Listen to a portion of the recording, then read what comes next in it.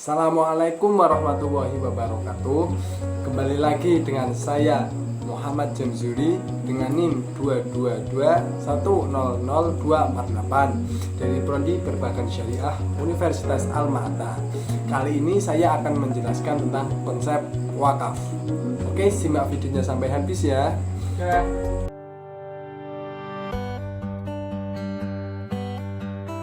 Oke, langsung saja. Yang pertama adalah pengertian wakaf. Apa sih yang dinamakan wakaf itu? Dikutip dari buku Fikih Wakaf karya Nurwan Darmawan, pengertian wakaf menurut bahasa adalah al-habs yang artinya menahan dan at-tasbil yang artinya menyalurkan.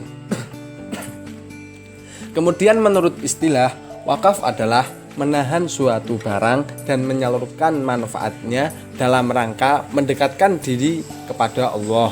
Semisal, contoh dari wakaf adalah mewakafkan tanahnya untuk pembangunan masjid atau mewakafkan rumahnya untuk kepentingan para penuntut ilmu atau semisal lainnya. Oke, yang kedua adalah hukum wakaf.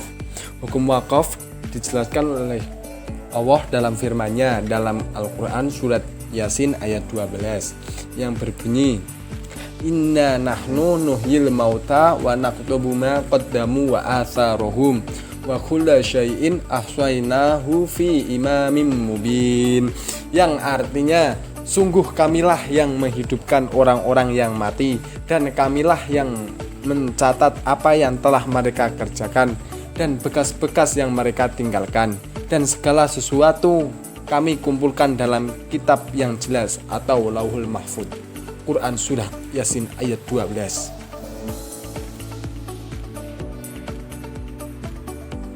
Dari ayat tersebut, Syekh Prof. Dr. Khalid bin Ali Al-Musyaikih berkata, di antara bekas yang ditinggalkan oleh orang yang telah wafat adalah wakaf, sehingga secara umum wakaf juga termasuk dalam bentuk tolong-menolong dalam kebaikan dan ketakwaan, seperti dalam Al-Quran surah Al-Ma'idah ayat 2 yang berbunyi wa ta'awanu ala birri wa taqwa, yang artinya dan tolong-menolonglah kamu dalam mengerjakan kebaikan dan takwa.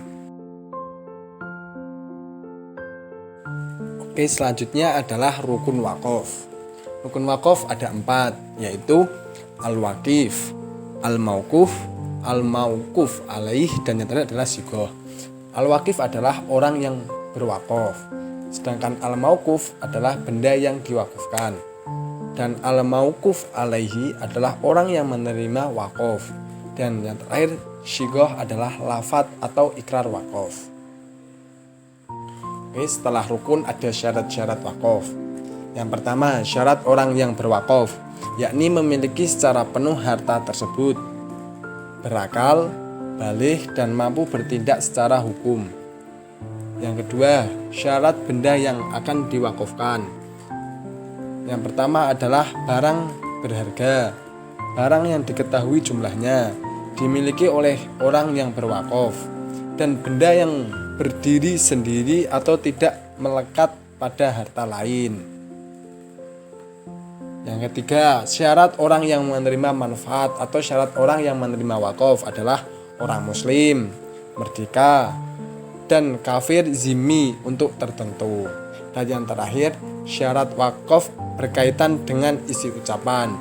Pertama, ucapan harus menunjukkan kekal atau takbid, tidak sah bila ucapan dengan batas tertentu. Kedua, ucapan harus dapat direalisasikan. Lalu ucapan bersifat pasti, dan yang terakhir tidak diikuti syarat yang bisa membatalkan. Oke, setelah kita mempelajari tentang pengertian, hukum, dan syarat rukun-rukunnya wakaf, yang terakhir adalah keutamaan wakaf. Seperti yang disebutkan sebelumnya, keutamaan wakaf bagi pewakaf dapat menghasilkan pahala yang terus mengalir selama masih dimanfaatkan oleh orang lain.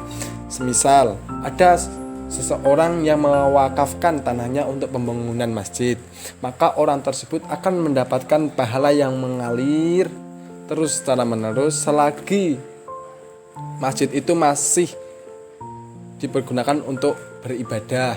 Walaupun orang itu sudah meninggal, maka pahalanya masih mengalir. Dalam firman Allah dalam Quran surat Al-Hadid ayat 7 yang berbunyi, aminu billahi wa rasulihi wa anfiqu mimma ja'alakum mustakhlafina fih falladzina amanu minkum wa anfaqu lahum ajrun kabir, yang artinya berimanlah kamu kepada Allah dan Rasul-Nya dan infakkanlah sebagian dari harta yang Dia telah menjadikan kamu sebagai penguasa.